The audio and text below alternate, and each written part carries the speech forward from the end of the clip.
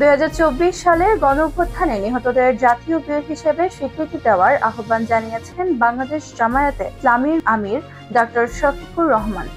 মঙ্গলবার পূর্ব লন্ডনে একটি রেস্টুরেন্টে যুক্তরাজ্যের বাংলা মিডিয়ার সাংবাদিকদের সঙ্গে মিট দ্য প্রেস অনুষ্ঠানে এই আহ্বান জানান তিনি। ডক্টর শফিকুর রহমান বলেন, 2024 সালের গণঅভ্যুত্থানে নিহতদের জাতীয় বীর হিসেবে স্বীকৃতি দিন।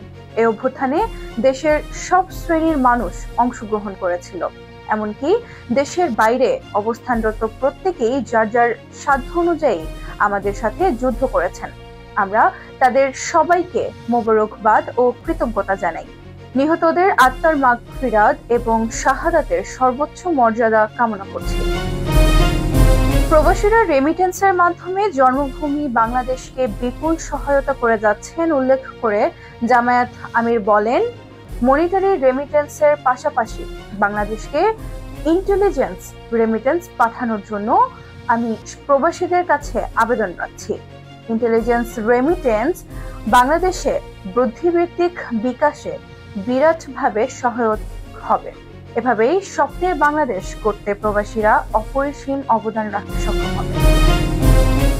বিগত সরকারের লাগামহীন দুর্নীতির কথা উল্লেখ করে ডক্টর শফিক বলেন, যে পরিমাণ উন্নয়ন করা সম্ভব হতো সেটা আসলে হয়নি। বাংলাদেশে একটি উন্নয়ন প্রকল্পে যে ব্যয় দেখানো হয়েছে, আমাদের অঞ্চলের অন্যান্য দেশে সে ধরনের উন্নয়ন প্রকল্প তার 3 ভাগের 1 ভাগ ব্যয় সম্পন্ন হয়েছে।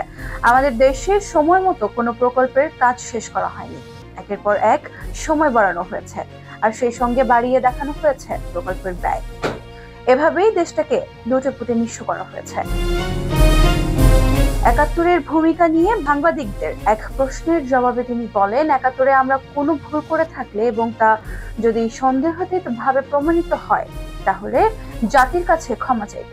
ব্রিটেনের কোর্ট চৌধুরী মাইনুদ্দিনের বিষয়ে বিচারের রায়ে আমাদের দেশে ওয়ার ক্রাইম ট্রাইব্যুনালের নামে যে বিচার হয়েছে তার অবজারভেশনে এখানকার বিচারপতিরা সে রায়কে জেনোসাইড অফ জাস্টিস বলেছে।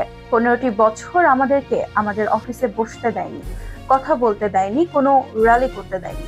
আমরা সাংবাদিকদের মাধ্যমে জাতির কাছে যেতে পারিনি। ডক্টর শফিক আরো বলেন, জাতিগতভাবে অনৈক্য এবং দুর্নীতির কারণে আমরা জাতি হিসেবে এগোতে পারিনি। দুর্নীতি আমাদের জন্য একটি জাতীয় লজ্জার বিষয়। যুক্তরাজ্য নিজেদের দুর্নীতি থেকে অনেকটা মুক্ত রাখতে পারার কারণে সারা বিশ্বে নিজেদের একটা মর্যাদাপূর্ণ স্থানে নিয়ে যেতে পেরেছে, কিন্তু আমরা পারিনি। যারা সমাজ পরিচালনা করবেন তারা পরিচ্ছন্ন না হলে সমাজ পরিচ্ছন্ন হবে না। অনুষ্ঠানে আরো উপস্থিত ছিলেন বাংলাদেশ জামায়াতে ইসলামীর ইউরোপের মুখপাত্র ব্যারিস্টার আবু বকর মোল্লা। আবু সালেহ ইয়াহিয়ার পরিচালনায় অনুষ্ঠানে কোরআন থেকে তেলাওয়াতে করেন ইমাম উদ্দিন এবং দেশত্ববোধক গান পরিবেশন করেন শিল্পী কামাল হোসাইন। যুক্তরাজ্যের বিভিন্ন বাংলা মিডিয়ার অর্ধশতকেরও বেশি সাংবাদিক এতে অংশগ্রহণ করেন।